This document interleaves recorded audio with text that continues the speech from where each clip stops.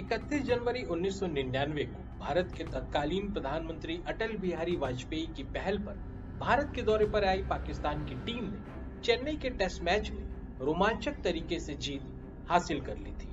चेन्नई के दर्शकों ने पाकिस्तान की जीत पर खड़े होकर पाकिस्तानी टीम का अभिवादन किया, उन्हें स्टैंडिंग ओवेशन दिया। चेन्नई के क्रिकेट फैंस के इस दोस्ताना रवैये की हर जगह तारीफ हुई। ऐसा लगा कि भारत और पाकिस्तान के कड़वे रिश्तों की जगह एक नए अध्याय की शुरुआत हो चुकी है। मगर जब भारत और पाकिस्तान के बीच सुधरते रिश्तों की कहानी का महत्वपूर्ण हिस्सा यह टेस्ट मैच जो चेपॉक स्टेडियम चेन्नई में खेला जा रहा था, तो चेन्नई से लगभग 2400 किलोमीटर दूर पाकिस्तानी सेना के रावलपिंडी हेडक्वार्टर पाकिस्तान के तत्कालीन सेना प्रमुख परवेज मुशर्रफ अपने नजदीकी जनरलों के साथ ऑपरेशन बद्र की तैयारी के आखिरी चरणों में जुटे थे। चेन्नई टेस्ट के दौरान भारतीयों की दिखाई खेल भावना हमेशा की तरह एक बार फिर धरी की धरी रह गई। पाकिस्तान भारत के खिलाफ अपनी नापाक चाल चल चुका था। साल 1999 के ही मार्च और अप्रैल महीने में हजारों पाकिस्तानी सैनिकों ने एलओसी को पार कर भारत के द्रास, कारगिल और पटालिक सेक्टर की ऊंची चोटियों पर अवैध कब्जा कर लिया, क्योंकि पाकिस्तान लेह लद्दाख और सियाचिन को भारत के बाकी हिस्सों से काट देना चाहता था। भारत के लिए चेन्नई में खेला गया यह ऐतिहासिक टेस्ट मैच दोस्ती और अमन की नई उम्मीद थी, मगर पाकिस्तान के लिए यह सिर्फ एक डिस्ट्रैक्शन या ध्यान बटाने का एक बहाना था। भारत और पाकिस्तान के इतिहास में कई ऐसे मौके आए हैं जब दोनों ही देशों के कई लोगों ने पूरे भोलेपन से यह उम्मीद पाल ली कि कुछ क्रिकेट मैचों के आयोजन से भारत और पाकिस्तान के बीच रिश्ते दोस्ताना हो जाएंगे। क्रिकेट के जरिए रिश्ते सुधारने की यह अनाड़ी कोशिश क्रिकेट डिप्लोमेसी कही जाती है। भारत और पाकिस्तान ने कई बार क्रिकेट डिप्लोमेसी का सहारा लिया, मगर आज भी भारत और पाकिस्तान के रिश्ते सुधरे नहीं, बल्कि वहीं के वहीं हैं। अगर किसी चीज में सुधार आया है तो वो है क्रिकेट बोर्ड, स्पॉन्सर्स और ब्रॉडकास्टर्स के बैंक बैलेंस में। वैसे तो दोस्ताना रिश्तों की आस में भारत और पाकिस्तान के बीच क्रिकेट दौरों का आयोजन तो पहले भी होता रहा था, मगर क्रिकेट डिप्लोमेसी जैसे भारी भरकम शब्द का इस्तेमाल पहली बार हुआ सन 1987 में। दरअसल नवंबर 1986 से जनवरी 1987 के बीच भारतीय सेना ने पाकिस्तानी सीमा पर इतना बड़ा युद्धाभ्यास ऑपरेशन ब्रास्ट एक्स आयोजित किया कि पाकिस्तान के पांवों तले जमीन खिसक गई। दोनों ही देशों की सेना सीमा पर आमने सामने हो गई। ऐसे तनाव भरे माहौल में पाकिस्तान की टीम भारत का दौरा कर रही थी और रिश्तों को सुधारने के नाम पर पाकिस्तानी तानाशाह जियाउल हक भी भारत पहुंच गए, जयपुर में हो रहे भारत और पाकिस्तान का टेस्ट मैच देखने के लिए। क्रिकेट के नाम पर पाकिस्तान के तानाशाह का दुश्मन मुल्क भारत में आ जाना एक बड़ी घटना थी, जिसे उस समय के राजनीतिक विश्लेषकों ने भारत और पाकिस्तान के बीच अमन कायम करने के लिए एक महत्वपूर्ण कदम के रूप में देखा और क्रिकेट डिप्लोमेसी का नाम दे दिया। मगर ये जियाउल हक का सिर्फ फोटो ऑप ही था। भारत के साथ दोस्ताना रिश्तों की उनकी कोशिश सिर्फ एक दिखावा थी। हकीकत में जियाउल हक ने दिल्ली पहुंचकर भारत के प्रधानमंत्री राजीव गांधी को परमाणु युद्ध की धमकी दे डाली और कहा कि हिंदुओं का दुनिया से नामो निशान मिट जाएगा। भारत के प्रधानमंत्री को भारत में ही ऐसी धमकी देकर जियाउल हक क्रिकेट मैच देखने जयपुर चलते बने।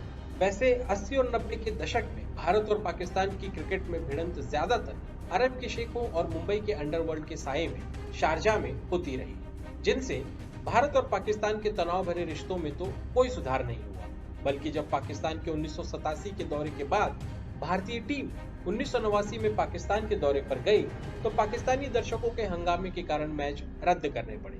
भारत के खिलाड़ी मोहम्मद अजहरुद्दीन पर लोहे के हुक से हमला कर दिया गया। भारत के कप्तान श्रीकांत की शर्ट फाड़ दी गई। इसके अलावा आज भारत के साथ क्रिकेट में रिश्तों को वापस शुरू करने के लिए बेकरार पाकिस्तान की टीम 1990 के दशक में बार बार भारत के दौरे पर आने से इनकार भी करती रही। यहाँ तक कि 1993 के हीरो कप में पाकिस्तान ने टूर्नामेंट के शुरू होने के कुछ दिन पहले ही टूर्नामेंट में भाग लेने से मना कर दिया। और पाकिस्तान के भाव ऐसे बढ़े हुए क्यों न होते। पाकिस्तान की टीम उस समय विश्व विजेता थी, वहीं भारतीय क्रिकेट टीम का भविष्य कोई बहुत अच्छा नहीं दिख रहा था। मगर 1996 के एक दिवसीय विश्व कप की सफल मेजबानी के बाद भारत और बीसीसीआई ने क्रिकेट की दुनिया में अपने बढ़ते हुए वर्चस्व की झांकी दिखा दी। न सिर्फ 1996 का विश्व कप उस समय तक का सबसे फायदेमंद क्रिकेट टूर्नामेंट साबित हुआ, बल्कि भारत और पाकिस्तान का क्वार्टर फाइनल मैच लगभग 7 करोड़ घरों में देखा गया। इस मैच की टीआरपी ने सारे रिकॉर्ड तोड़ दिए। पाकिस्तान को भी समझ में आ गया कि भारत के साथ क्रिकेट खेलना फायदे का सौदा है। फिर क्या था, शांति और अमन के नाम पर भारत और पाकिस्तान के बीच अगले 10-12 सालों तक दनादन क्रिकेट मैचेस खेले जाने लगे। आपको ये जानकर हैरानी होगी कि 1947 से लेकर आज तक भारत और पाकिस्तान ने लगभग 137 एक दिवसीय मैच खेले हैं। उनमें से 77 एक दिवसीय मैच 1996 के भारत पाकिस्तान के वर्ल्ड कप की क्वार्टर फाइनल से लेकर मुंबई में 26/11 के आतंकी हमले तक के अंतराल में खेले गए। 1996 से 2008 तक भारत और पाकिस्तान के बीच क्रिकेट के रिश्तों में अभूतपूर्व सरगर्मी देखी गई। सिंगापुर से लेकर कनाडा तक भारत और पाकिस्तान आपस में भिड़ते रहे और सीमा पर भारत और पाकिस्तान के सैनिकों का और भारत में पाकिस्तान के द्वारा प्रायोजित आतंकवाद से निर्दोष नागरिकों का खून बहता रहा। भारत के हर हिस्से को पाकिस्तान ने आतंकी हमलों से छलनी कर दिया। संसद भवन, लाल किला, श्रीनगर की विधानसभा, अयोध्या और अक्षरधाम के मंदिर जैसी महत्वपूर्ण जगहों पर आतंकवादी हमलों की बाढ़ आ गई। यही नहीं, मुंबई, दिल्ली, जयपुर, वाराणसी, बेंगलोर जैसे शहरों में सीरियल बॉम्ब ब्लास्ट हुए, जिसमें हजारों लोगों की जान चली गई। और पाकिस्तान ने आतंकी पराकाष्ठा तो 26/11 के मुंबई के आतंकी हमले में पार ही कर दी। अगर भारत की सरकार ने मुंबई हमलों के बाद पाकिस्तान की एक आतंकी राष्ट्र के रूप में भूमिका को गंभीरता से नहीं लिया होता, तो पाकिस्तान आज भी पूरी बेशर्मी के साथ भारत के साथ क्रिकेट खेलकर अपने क्रिकेट बोर्ड की तिजोरी भर रहा होता। पूरी दुनिया में भारत और पाकिस्तान ही ऐसे अकेले देश होंगे जिनके बीच इतना अधिक खून खराबा होने के बावजूद आपस में खेल के रिश्ते बरकरार ही नहीं रहे बल्कि बढ़ते चले गए। मिसाल के तौर पर पाकिस्तान और इजराइल के बीच कोई आपसी विवाद नहीं है, मगर फिर भी पाकिस्तान इजराइल का कदम कदम पर बहिष्कार करता रहता है। अमेरिका और सोवियत रूस की सेना का कभी भी सीधा टकराव नहीं हुआ, मगर दोनों ओलंपिक में एक दूसरे का बहिष्कार करते रहे। अरब एथलीट इजरायली खिलाड़ियों से हाथ तक नहीं मिलाते। 2009 में ईसीबी ने जिम्बाब्वे की टीम को इंग्लैंड का दौरा करने से इसलिए मना कर दिया था क्योंकि ब्रिटेन की सरकार जिम्बाब्वे के राष्ट्रपति रॉबर्ट मुगाबे के निरंकुश शासन के प्रति अपना विरोध जताना चाहती थी। मुंबई आतंकी हमलों के बाद एक तरह से भारत और पाकिस्तान के बीच क्रिकेट के रिश्तों पर लगाम लग गई। आईपीएल में भी पाकिस्तानी खिलाड़ियों की दुकान बंद हो गई। पाकिस्तान की बड़ी मिन्नतों के बाद सन 2012 के आखिर में पाकिस्तान की टीम ने भारत का दौरा किया और 3 एक दिवसीय और 2 T20 मैचेस खेले। सीरीज के खत्म होते ही दिल्ली आए पाकिस्तान के इंटीरियर मिनिस्टर रहमान मलिक कारगिल के शहीद सौरभ कालिया का अपमान करके चलते बने। आज भी अगर हम देखें तो धारा 370 के हटने के बाद से पाकिस्तान ने भारत के साथ व्यापार पर प्रतिबंध लगा दिया है। गंभीर आर्थिक समस्या से जूझते पाकिस्तान को भारत से राहत सामग्री और अनाज भी लेना मंजूर नहीं है, मगर दूसरी तरफ पाकिस्तान का क्रिकेट बोर्ड भारत के साथ क्रिकेट सीरीज के सपने देखता रहता है। इससे बड़ा बेवकूफी भरा दोहरा मापदंड और क्या हो सकता है। आज पाकिस्तान के साथ पाकिस्तानी क्रिकेट बोर्ड भी लगभग दिवालिया हो चुका है और उसके दिन तभी फिर सकते हैं जब भारत के साथ पाकिस्तान के क्रिकेट के रिश्ते बहाल हो जाएं। मगर दोस्ती और अमन के नाम पर क्रिकेट खेलने की मिन्नतें करने वाले पाकिस्तानी क्रिकेटर मैदान के बाहर हिंदू फोबिया फैलाने से बाज नहीं आते।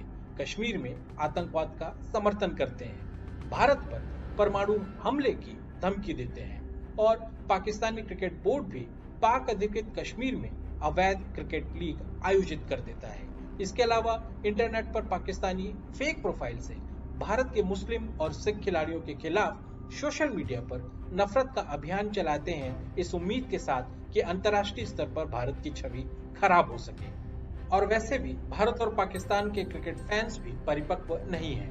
जब भी भारत और पाकिस्तान का मैच होता है, दोनों ही देश के फैंस अपने खिलाड़ियों पर अत्यधिक दबाव बना देते हैं, जैसे वो क्रिकेटर नहीं बल्कि खूनी खेल खेलने वाले ग्लैडिएटर्स हैं। ऐसे ज्यादातर फैंस या तो गजवा हिंद या फिर अखंड भारत की आस मन में सजाए रहते हैं। ऐसे माहौल में भारत और पाकिस्तान के बीच डिप्लोमेसी में क्रिकेट की तो कोई अहमियत नहीं है और इसलिए देश के हितों को आड़ पर रखकर पाकिस्तान से क्रिकेट खेलने में कोई अक्लमंदी नहीं है।